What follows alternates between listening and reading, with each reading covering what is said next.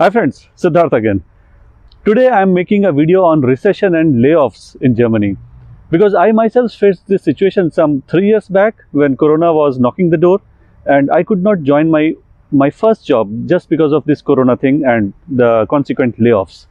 So because of this war situation between Ukraine and Russia, there is a lot of confusion and a lot of negative news coming up.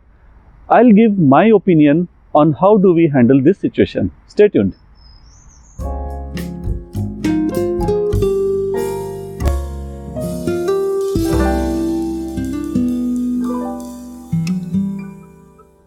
So friends, as I said, I myself faced this crisis situation way back in 2020 January when I got a job contract in my hand, and because of this Corona, projects were put on hold and my company refused to put me on job.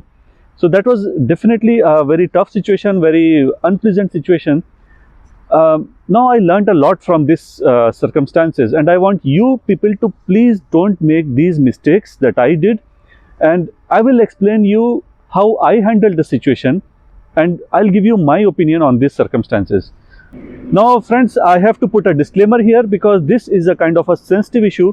I would rather clearly mention that the points that I'll be speaking upon are my own previous experiences. I recommend you to take some inputs from this video, but then again the final decision entirely relies on you, and unfortunately I take no responsibilities of the outcomes. So let's proceed now, friends.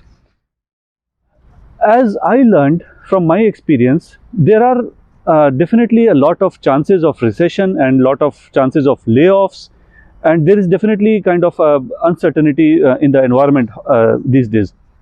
But still friends, there are certain points that you can consider before going for a new job.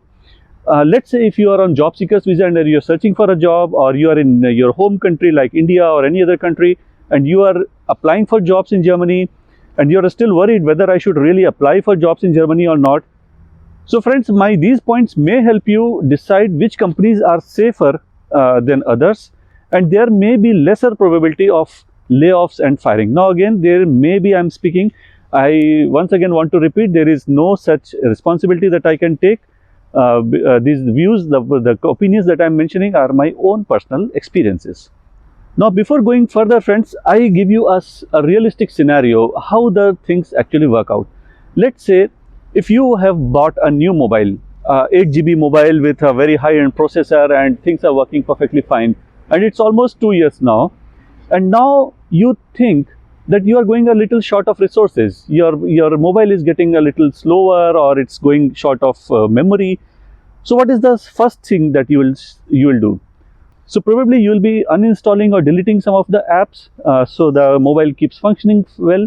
So in that case, you will be looking for apps which you have not used since recent past, or you will probably follow LIFO, that is last in, first out.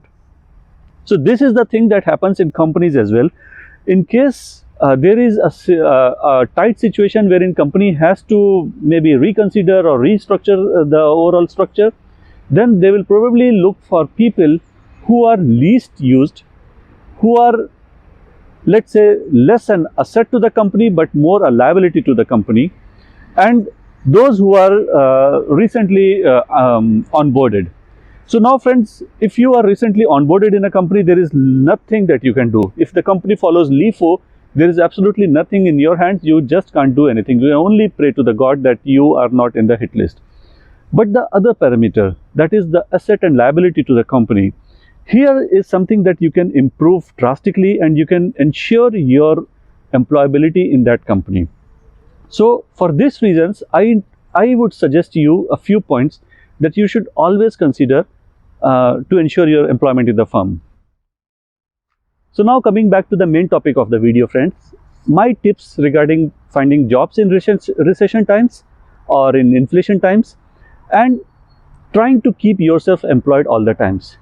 So the first thing that I would like to mention here friends is keep building your knowledge level and your skills level. You should be an asset to the company, as I just now explained. Be an asset to the company, not a liability. If you keep upgrading your knowledge level, then you are more likely to be employed in other sectors in the same company in case if there is any recession thing. or maybe your boss or your management may be interested in putting you in some other projects. So keep learning and keep skilling up all the times. If you are in a job search state, then I would suggest you go for the evergreen profiles that I just mentioned, the critical infrastructures in Germany like energy, power, transport, communication, healthcare, or even nutrition. These profiles will always be evergreen. So friends, the concept is German government has clearly defined critical infrastructure. That is critical infrastructure in Germany. These are the profiles or companies which are engaged in areas which has to be working all the times for the functioning of the society. So as per my opinion, friends, there must be somebody who is always working on these profiles, irrespective of the economic situation in the country, or if there is even a war in the country, still these areas will always be manned at all the times, and the society cannot work if there is no person working in these profiles.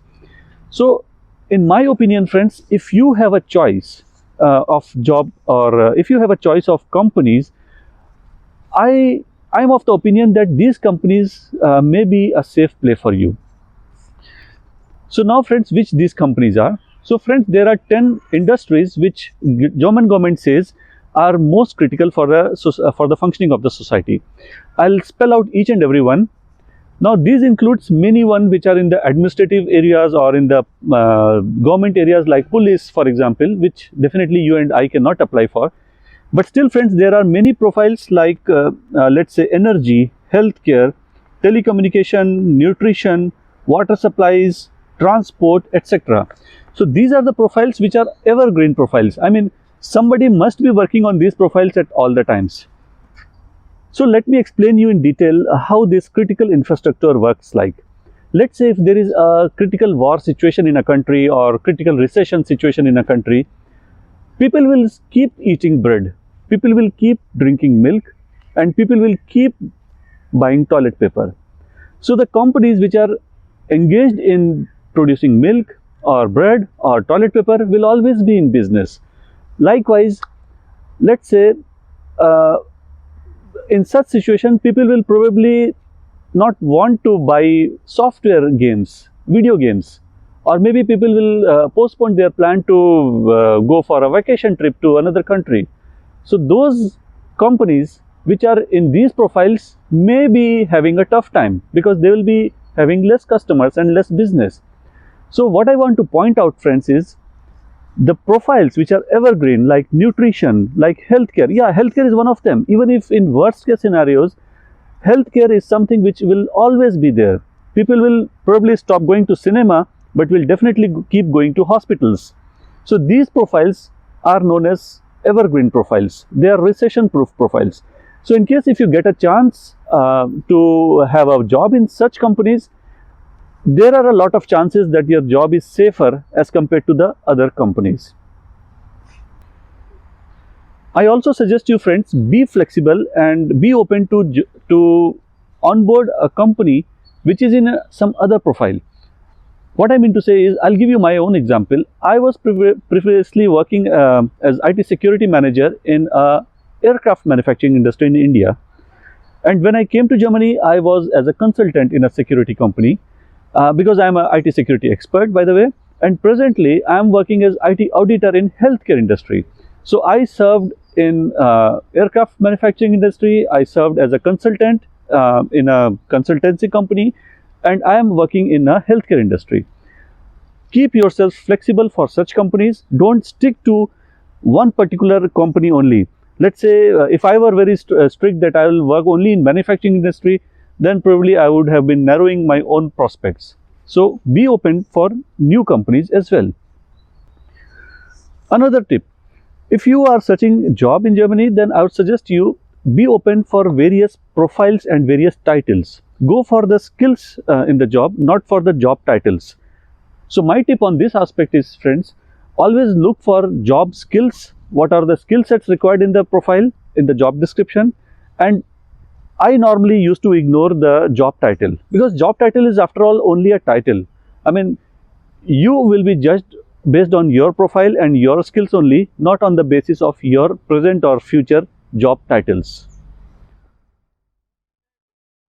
Further, I would also suggest you, once you have targeted some companies, once you have made a list of the critical companies in Germany, try to connect with the hiring managers or HRs of these companies over LinkedIn or Xing.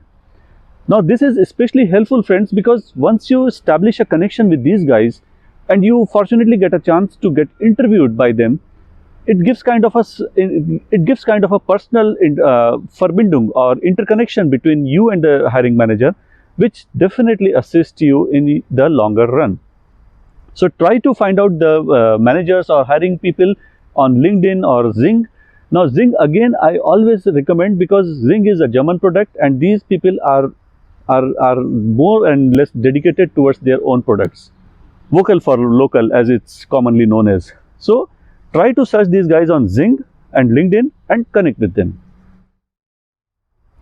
Always and always and always modify your resume and cover letter. Now friends, if you are in India or your home country, you probably are used to sending mass resumes.